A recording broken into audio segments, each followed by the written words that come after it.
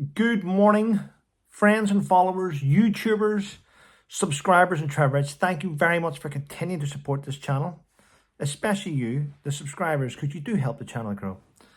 Well, this morning I have seen a lot of things come across my entry. I've had phone calls, I've had emails, and I've looked into it. And it saddens me to be a veteran in the United Kingdom. Veterans in the United Kingdom are scum as far as our politicians think. They pretend to care. They pretend to care because they need votes. They want votes from everyone. Politicians only care about themselves. I've seen this. I've been on this path for the last, I think it's probably coming up, it's been going on for 8 years.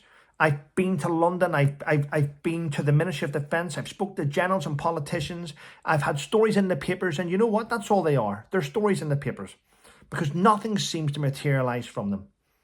I am constantly seeing my politicians, councillors, bend over backwards to prioritise people that have never paid taxes and never added value to our country.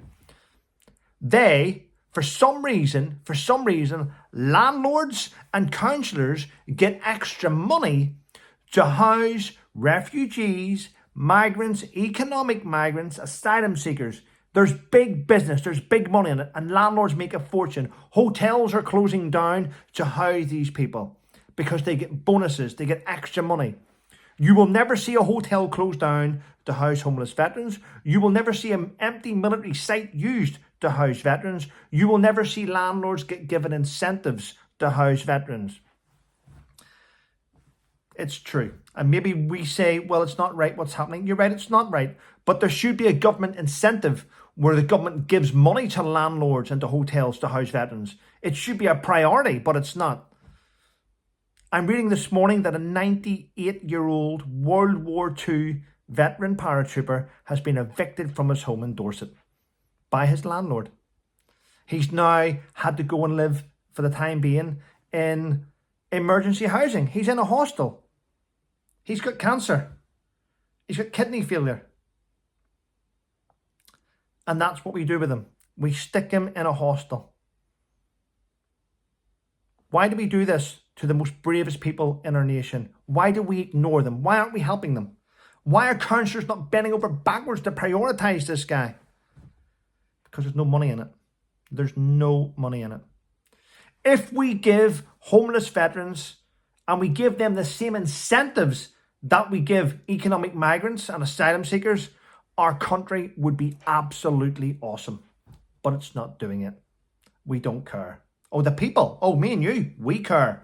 But we're not the ones writing the checks. We're not the ones at the top that can shake the powers that be. We're ignoring them. I'm really glad we have news channels now like GB News and like presenters like Patrick Christie to highlight this complete travesty. It's shocking. Hopefully one day we will treat the bravest people in our society, our World War II veterans, and then it will be Northern Ireland, and then it'll be Afghanistan, Iraq. If we treat our veterans with the same dignity that we treat our invaders, we would be a better country. Thanks for watching, people. Stay safe.